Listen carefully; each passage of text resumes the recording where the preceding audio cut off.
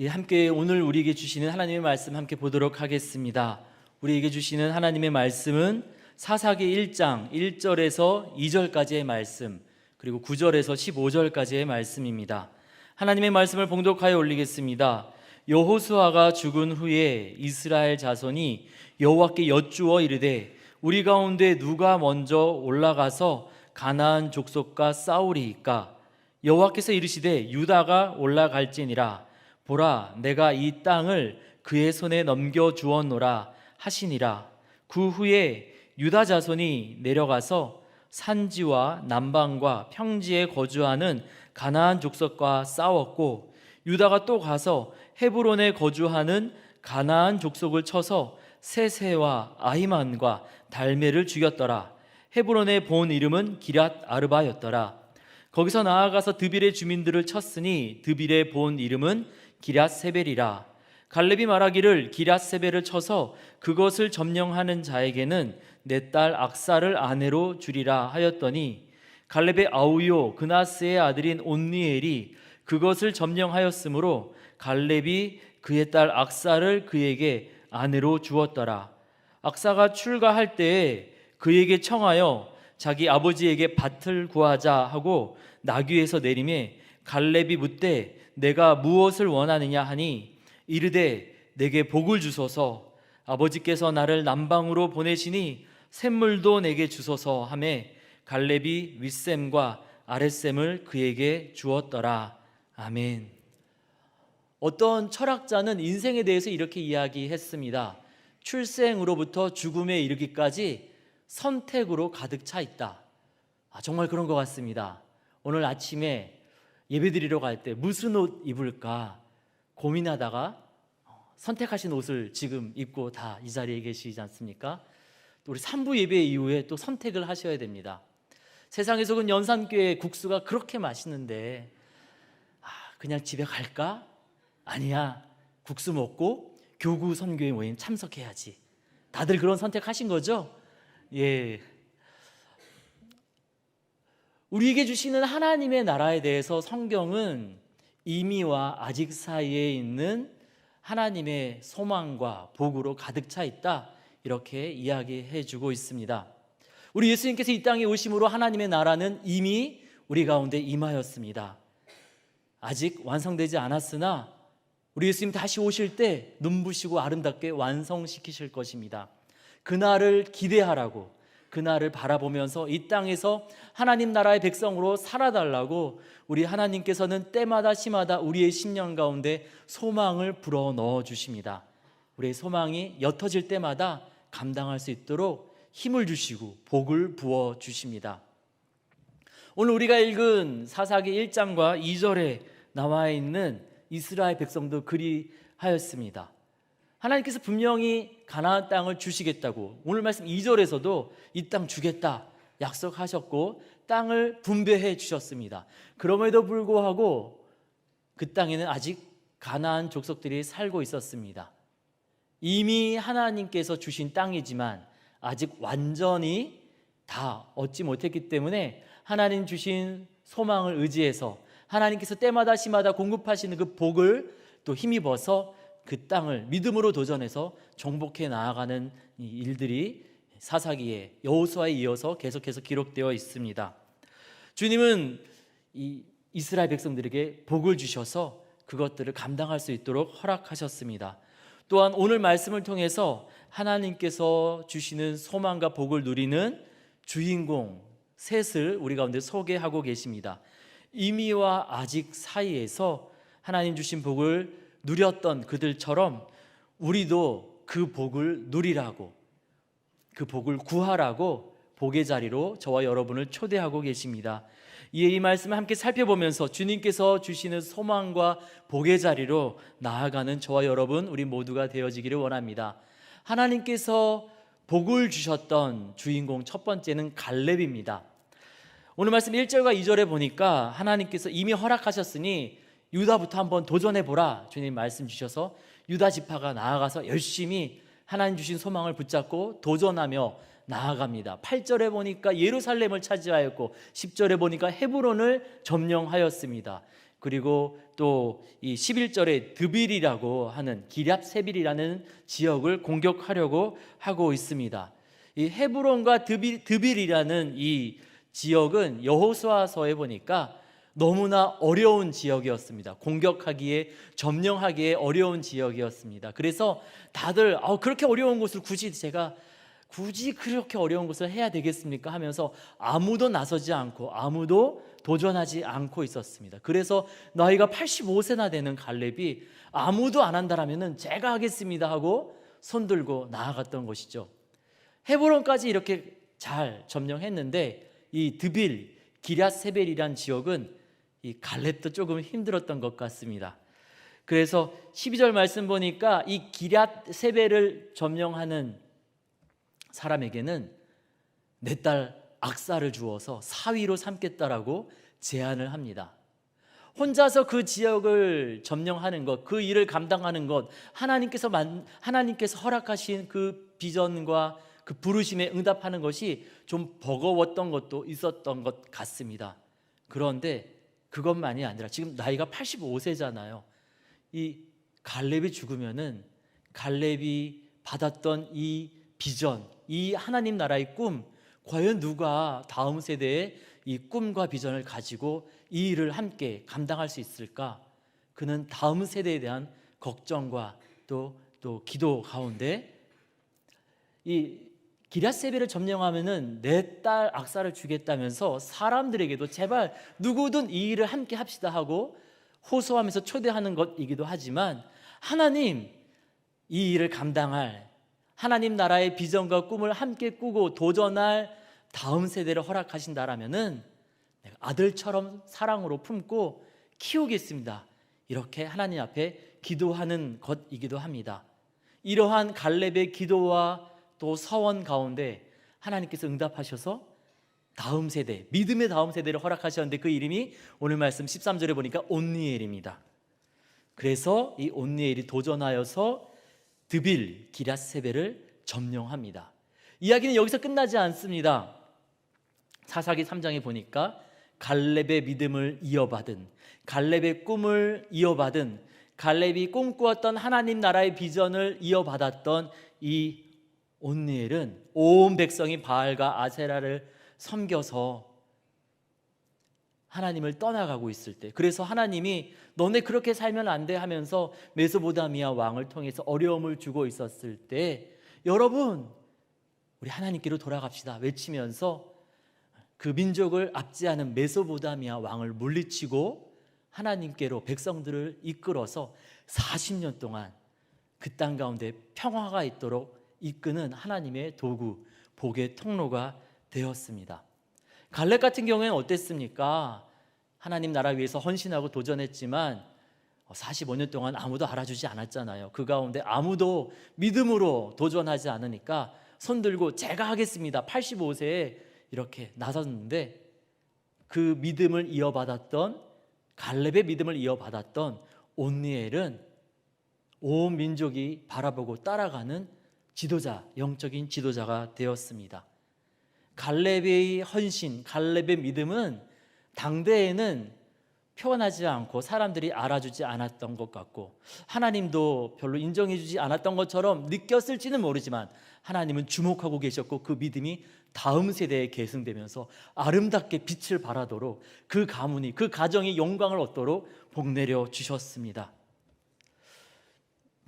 저는 이 갈렙의 믿음이 온니엘이라는 다음 세대에 계승되는 이 과정에서 온니엘이 친아들이 아니라 이 딸로 인하여서 가슴으로 품은 아들이잖아요. 사위로서 이 갈렙의 믿음이 사위 온니엘에게 계승되는 장면이 참 감사하다 생각이 듭니다.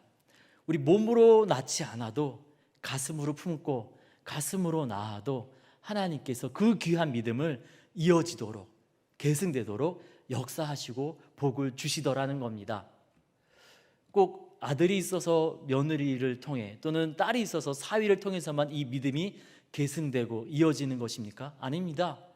우리가 누구든지 하나님의 사랑으로 품고 하나님의 사람으로 기도하며 축복하면서 그 사람을 위해 사랑으로 나아갈 때 주님께서 우리 가운데 주셨던 그 아름다운 믿음은 계속해서 이어지고 계승될 수 있습니다. 우리나라가 일제강점기에 하나님께서 독일계 미국인 여성 선교사를 보내셨습니다. 광주 지역에서 사역을 했던 분인데요, 서서평이라는 선교사입니다. 이 사람은 결혼도 하지 않았고 아이도 낳지 않았습니다. 그러나 14명의 아이를 입양했습니다. 38명의 사람을 가족으로 품으면서 영적인 가장으로, 영적인 어머니로 이 사람들에게 예수님을 전하고 예수님의 사랑으로 이 사람들을 돌보았습니다. 서서평 선교사가 이제 죽게 되었을 때 그 사랑의 역사가, 흘러내린 그 믿음이 얼마나 강력하고 놀라웠는지 광주 시민들이 다 모여서 우리의 어머님입니다 하면서 시민 장례를 치렀습니다. 그리고 이 서서평 선교사의 귀한 믿음은 아름답게 계승되어서 광주 지역의 여러 교회를 세우는데 놀라운 주춧돌로, 머릿돌로 하나님께서 사용하시게 되었습니다. 꼭 자녀가 있어야만 이 믿음이 이어지고 계승되는 것이 아닙니다. 우리 세상의 소금 염산교회 주님께서 허락하신 미래교회 다음 세대, 내 아이라고, 내 자녀라고 생각하면서 사랑해주고 기도해주고 예수님의 이야기를 들려주면서 우리가 그들을 품고 품으며 나아갈 때 주님께서 갈렙에게 주신 아름다운 복이 우리 교회 가운데, 우리 가정 가운데 임하게 될 줄 믿습니다. 젊은 사람들만 그렇습니까? 주님은 때마다 시마다 계속해서 우리 가운데 새 가족들을 보내고 계십니다. 우리가 나이가 어떠하든 우리 가운데 보내시는 귀한 영혼들을 영적 아비가 되어서 품어주고 사랑해주고 우리 예수님의 사랑과 진리로 가르치며 양육해 나아갈 때 우리 가운데 허락하신 아름다운 믿음이 대를 이어서 우리 가운데 계속해서 계승되고 아름답게 눈부시게 우리 가운데 열매 맺게 될 줄 믿습니다.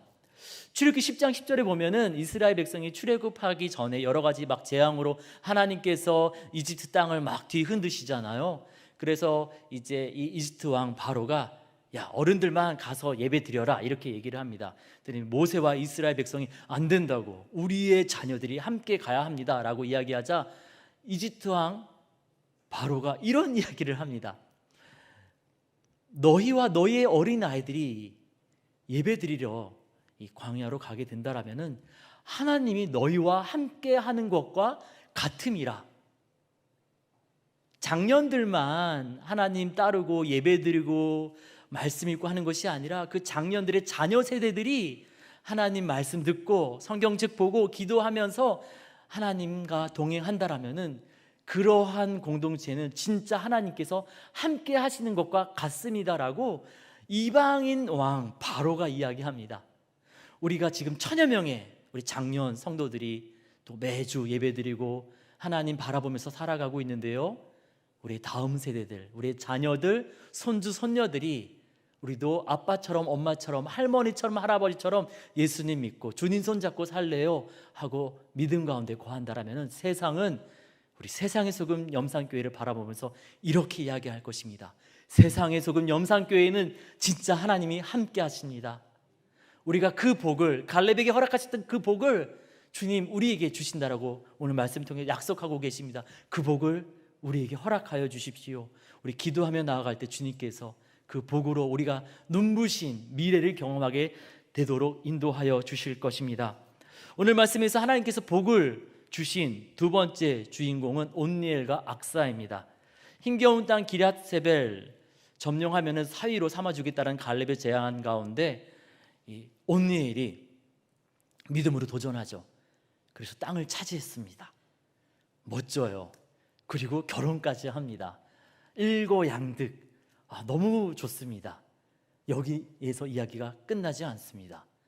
멋진 청년 온니엘로 끝나지 않고요, 오늘 말씀해 보니까 14절과 15절에 계속해서 이후의 내용들이 기록되고 있는데요, 14절에 보니까 이 신부, 새 신부 악사가 자기 신랑 이 남편 온니엘한테 이런 얘기를 합니다.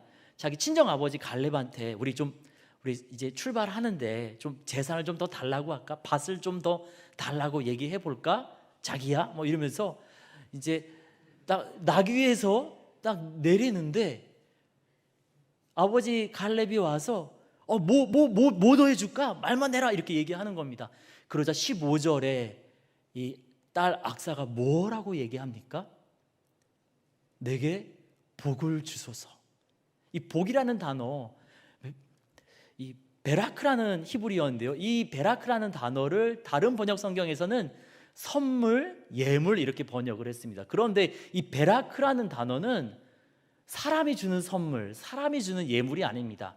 하나님께 경배하다, 하나님 앞에 무릎을 꿇다라는 바라크라는 동사에서 나온 명사 형태입니다.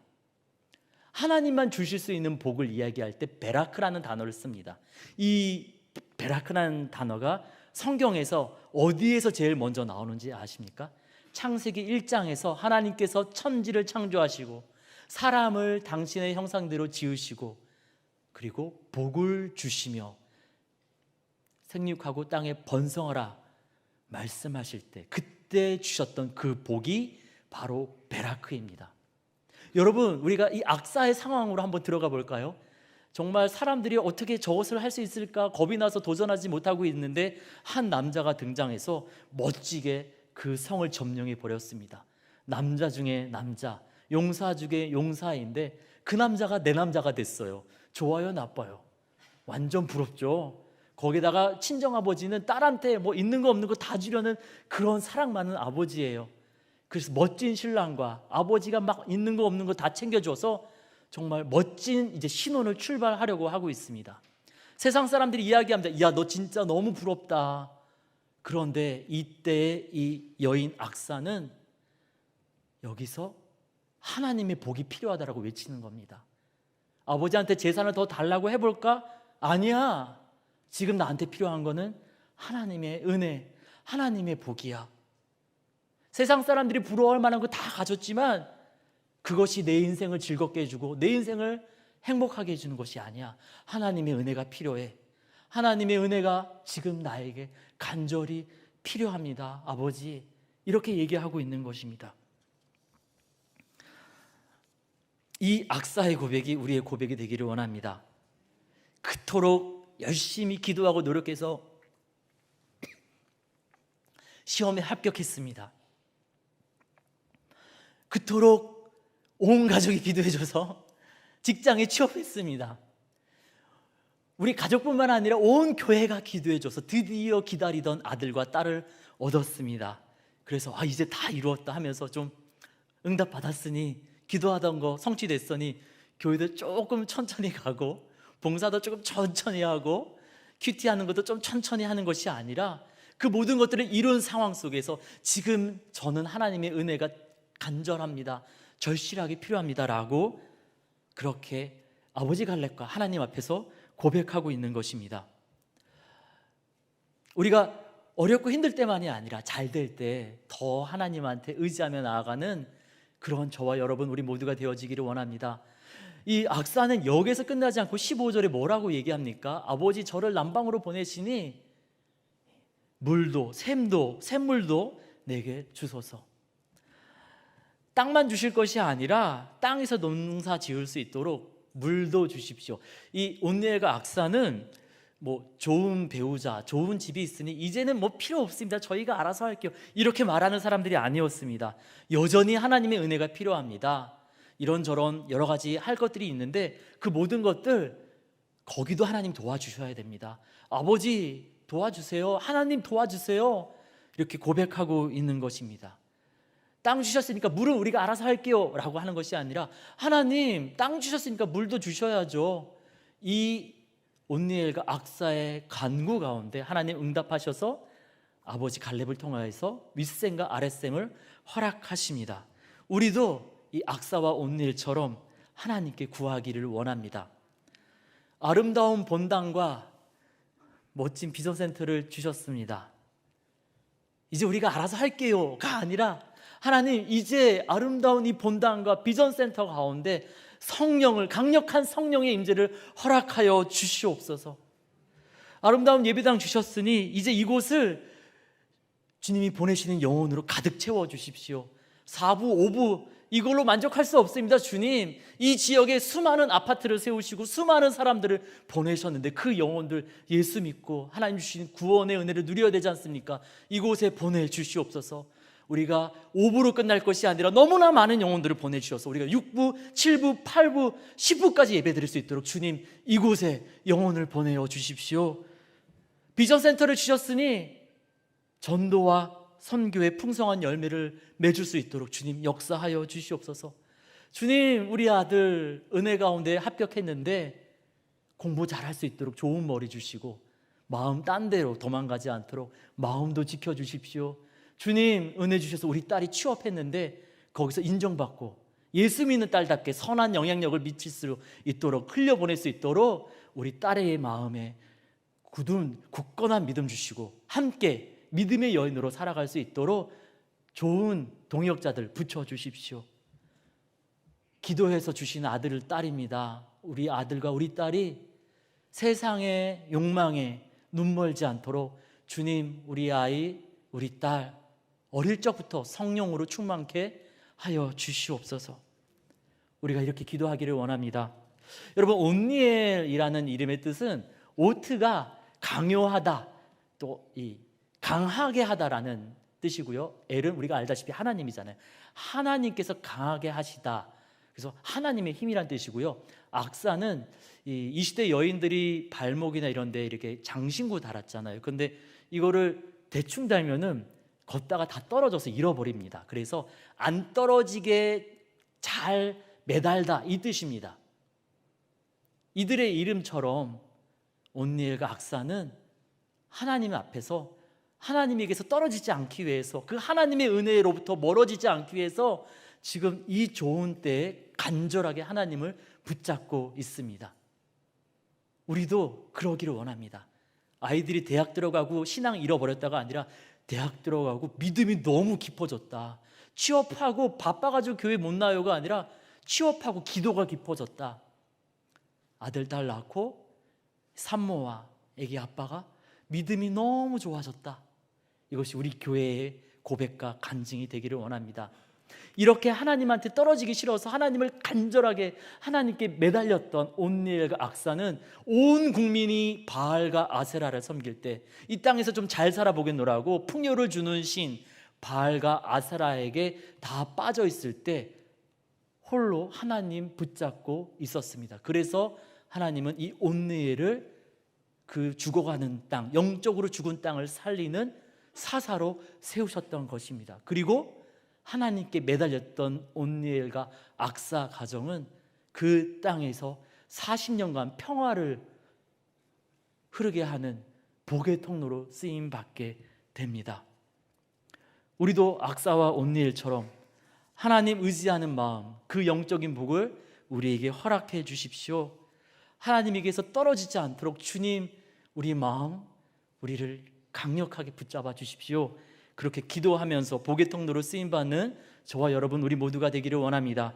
세 번째로, 오늘 말씀에서 하나님께서 복 주신 주인공은 이스라엘 민족입니다. 오늘 말씀에 등장하는 온니엘은 어떤 사람이라고 13절에 소개하고 있습니까? 갈렙의 아우 그나스의 아들, 이 갈렙의 친척이라는 것이죠. 갈렙은 어떤 출신이라고 이야기했죠? 그니스족입니다. 야곱의 아들의 직계 자손이 아니라 에서의 자손 가운데 있던 사람입니다. 그것 때문인지 여호수아랑 똑같이 애쓰고 노력했는데 이스라엘 민족은 처음에 그를 별로 인정해 주지 않았습니다. 그냥 빚도 없이 영광도 없이 그렇게 살다가 나이 85세가 돼서 아무도 헌신하지 않으니까 제가 헌신하겠습니다 하고 나타난 것이죠. 이스라엘 민족은 갑작스럽게 나타난 그니스족 출신의 갈렙을 보았습니다. 뭐 그냥 한번 그럴 수도 있겠지 했는데 거기서 끝나는 것이 아니라 뒤이어서 또 그니스족 청년이 사람들 앞에 드러나게 됩니다. 온니엘입니다. 그리고 이 온니엘은 후에 이 이스라엘 백성을 바알과 아세라를 섬기는 우상 숭배로부터 구원하고, 그리고 또 이방왕 메소보다미아 왕으로부터 그 왕의 잔혹한 압제로부터 구원하는 하나님의 복의 통로로 쓰임받게 됩니다. 온네일이 초대 사사가 된 다음에 이스라엘 민족은 사람에게 좀 출신과 배경으로 인하여서 사람을 판단하거나 편견을 갖거나 선입관을 갖지 않고 그냥 하나님이 세우신다라면은 지도자로 인정하게 됩니다. 출신과 배경에 상관없이 하나님의 눈으로, 하나님의 마음으로 기대와 소망 가운데 사람을 바라보면서 조금 약점이 있더라도 하나님이 쓰신다면 인정하고 그 앞에 또 함께 동역하게 됩니다. 그래서 세상 사람들이 보기에는 좀 약점이 있어 보이지만은 하나님이 사용하시는 귀한 일꾼들이 이스라엘 민족을 위해서 헌신할 수 있었습니다.